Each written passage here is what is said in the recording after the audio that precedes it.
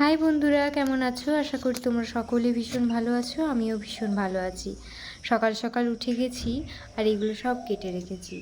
জানো তো এগুলো কেন কেটে রেখেছি সেগুলো নয় পরে বলবো। এদিকে আমি আলু সিদ্ধ করে নিয়েছিলাম আর বাইরেটা একটু দেখে এলাম, বাইরেটা পরিষ্কার হয়ে গেছে, তাও তোমাদের সাথে একটু শেয়ার করলাম।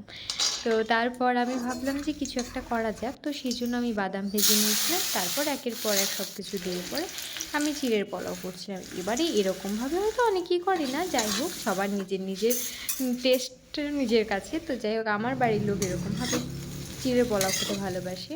আর দিদির বাড়িতে বেশ ব্যস্ততায় সুন্দরভাবে গল্প করে আড্ডা দিয়ে কেটে যাচ্ছে।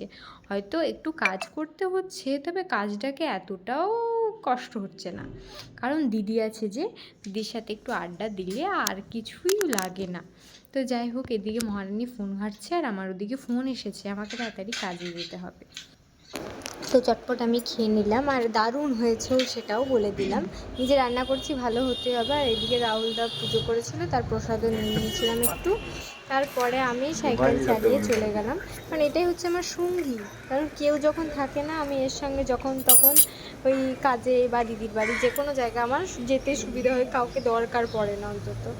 যাই হোক তারপর দিদিরা খেয়ে রিভিউ দিয়েছে, দেখো।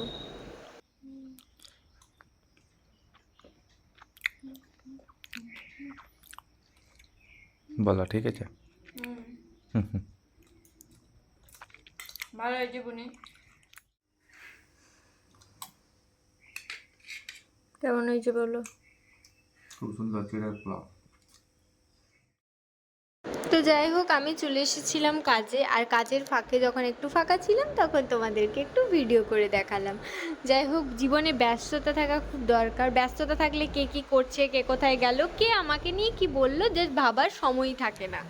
তো যাই হোক, আর হ্যাঁ আজকে আমি দিদির বাড়িতে কোনো রান্না করিনি, মানে ওরা কি কিছু খাবে না ব্যাপারটা এরকম নয়। ব্যাপারটা হলো যে মা বলেছিল যে আজকে নন্দিতেই খেয়ে নিবি, রান্না করার দরকার নেই। তো সেই জন্য বেশ সুবিধাই হয়েছিল, বাড়ি চলে গেছিলাম, মায়ের সাথে মানে খাবার দাবার খেয়ে নিলাম। মা কাজ করছিল, সেই জন্য আমি যখন বেরোই তখন দেখি মা খেতে বসছে ওই 4টের সময়। যাই হোক এই ভিডিওটা এই পর্যন্ত। ভিডিওটা ভালো লাগলে লাইক করো।